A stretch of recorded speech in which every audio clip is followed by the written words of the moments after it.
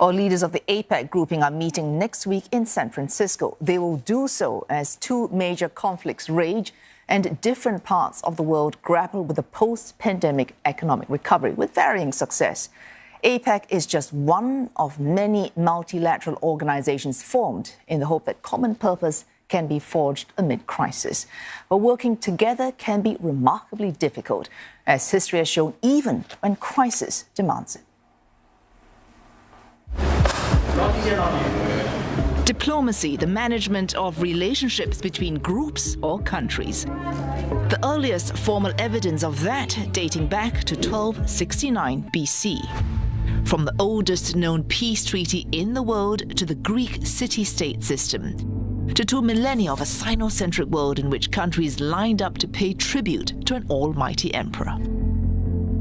And centuries later, an evolution from one-to-one ties to larger groupings.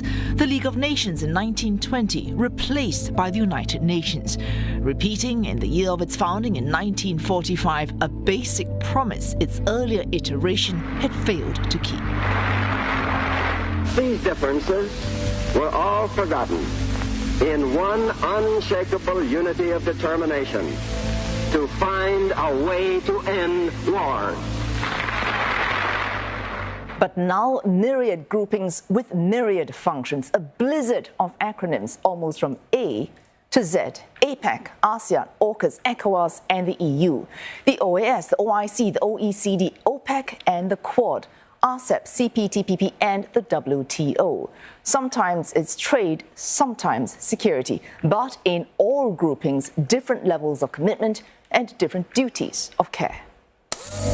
And there's no talking groupings without referring to that gold standard for treaty-bound collective defense, NATO, with collective defense very much on the minds of even those in the Indo-Pacific.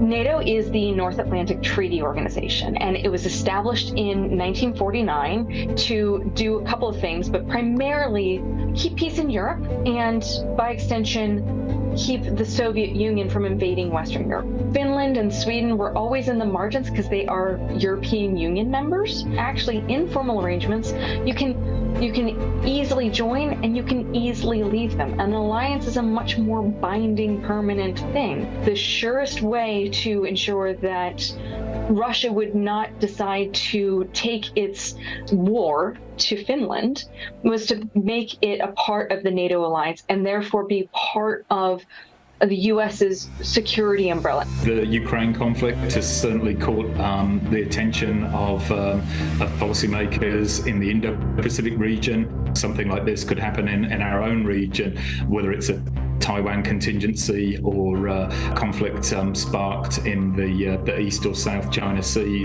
And I think that probably has energized the response of concerned parties and encouraged the momentum of multilateral forms of cooperation. I think what's drawn the most headlines recently has been the massive reinvigoration of so-called minilateral or small group configurations of security cooperation, such as the Quad and AUKUS. These are certainly not military alliances in terms of they don't have a binding mutual security treaty at their heart, but a more informal, more flexible, more wide-ranging institutions with a much less developed institutional infrastructure behind them. But then if we look below the formal institutional infrastructure of something like the Quad, then we actually see a whole range of sort of connective tissue between the members within the Quad.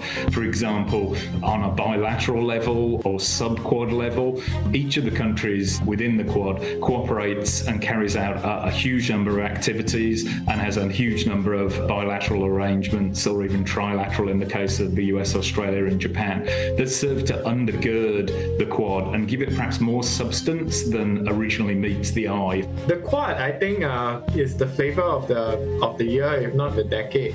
And one of the best ideas of the Quad is not just the fact of this glue that holds them together, but the fact that they are effectively coalitions of the willing. I'm using a phrase that was used by George W. Bush when he was president of the United States. Coalitions of the willing they're on the same page, and they can progress quite quickly to deal with issues. Big multilaterals like the United Nations are great because they have massive convening power. They get almost all 200 countries into the mix. Problem is, if you want to do something tangible, that's not possible. So if you really want to get things going, you really need to have smaller kind of nuclei, if you like, countries who can work, who are like-minded on the major issues and can go faster on issues that matter. The recent UN General Assembly meeting was underwhelming for many observers because of its watered-down statements on Ukraine, and it's the fact that Russia and China sit on the UN Security Council. So the ability of that organization to take strong moves and measures is fundamentally crippled. But that's not necessarily the point of the United Nations anymore. No matter how many of these little unilateral alignments and coalitions form, there is still a need to have a forum at that strategic level to be able to talk, to be able to have the back channel communications. Diplomacy isn't just public statements and getting things done and military operations. It's actually quiet, routine, talking to each other as humans. And sometimes that yields official progress, and sometimes just having the relationship is sufficient because you've got somebody to call in a crisis.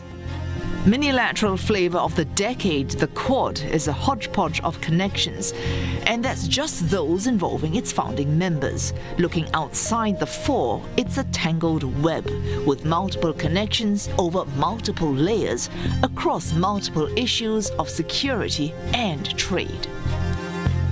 Economic survival is, after all, still a primary concern, even as weapons and war are what's making the headlines today.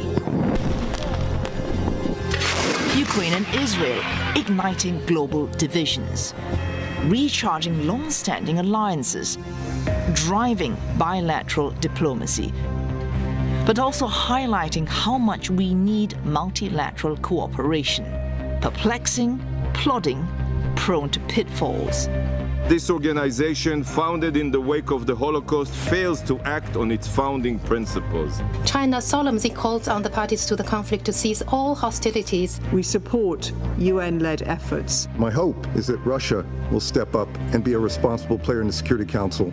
But that's just how the world has evolved to get things going and get things done.